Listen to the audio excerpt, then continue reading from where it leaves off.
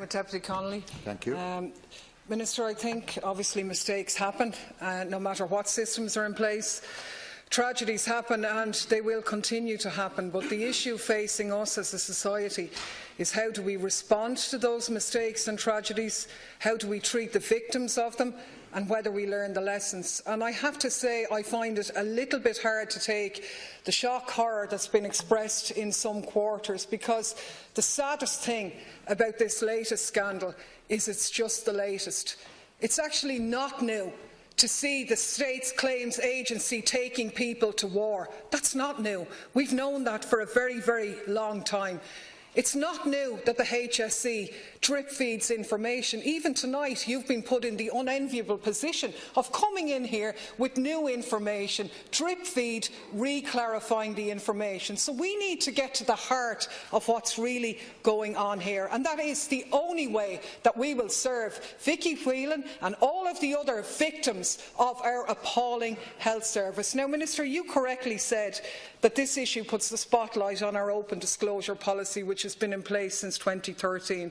In fact, it's been a policy of the HSE that all instances should be disclosed since 2008, coincidental time in terms of this issue, but it has actually been long known that that is not the case, and what we've had is not enough. It's been known in 2015 when we questioned the then Minister for Health, Leo Varadkar, as to why there hadn't been a mandatory duty of candour inserted in medical contracts, why, given the weekly medical negligence claims and legal fees, there wasn't, for example, a failure to disclose being a criminal offence, and so on.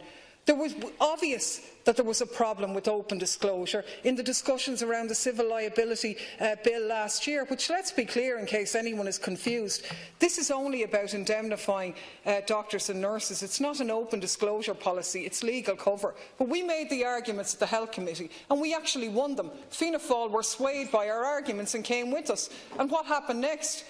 Well, we got more attention from the HSE than I've ever got in my life. Over the summer, emergency calls, meetings with the Chief Medical Officer arranged like that, all to tell us that we were wrong about our amendments. We had a meeting with them and we were told, we asked them, where is the evidence? They told us that open disclosure, making it mandatory, would make it less rather than more likely for open disclosure to happen. And that was the line put forward by the Department of Health and the Chief Medical Officer. It was the same line given to Minister Leo Varadkar when he came before the Health Committee in 2015 and argued for mandatory disclosure. And I'd say he genuinely put forward that view. He made the point as a doctor that covering up, failing to live up to a duty of candour was the equivalent of a motoring hit and run, and he was fully signed up to mandatory open disclosure.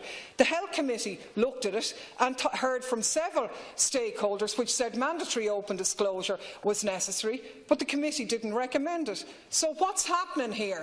The arguments are put out there, the science is put out there, the international evidence is put up there, and people like previous ministers, Fianna Fáil colleagues and others support mandatory open disclosure. And behind the scenes, the HSE go to work and put it out that that isn't what's at the best. They dress it up whatever way they like, but you know what the real dressing up is? Fear of litigation, telling ministers you can't do this, it's going to cost the state money. It is symptomatic of the problems in that organisation, and it gives me no pleasure to say we told you so. But the arguments we made last year for a long detail, we stand over them. And the saddest part is if it had been incorporated then, we'd be further down the road now, not after the horse has bolted. So I think we need to look at that. I'm open actually on the HIQA inquiry in the sense that HIQA is good, but I echo the points that they are limited in their scope to an extent. And I think we have to go further. In 1987, the New Zealand government ordered a full-scale independent judicial inquiry into the deaths of 26 women who died in the 70s and 80s from cervical cancer. Again, a national scandal, but it was a full structural inquiry fully independent, maybe along the lines of the Commission on Nursing and in this state in the past. That's something what we need to absolutely address if we're going to come to the root of this, at the heart of the way in which women's health and reproductive issues are dealt with, or rather not dealt with, in this state. Thanks, Deputy Daly. Deputy Catherine Conn.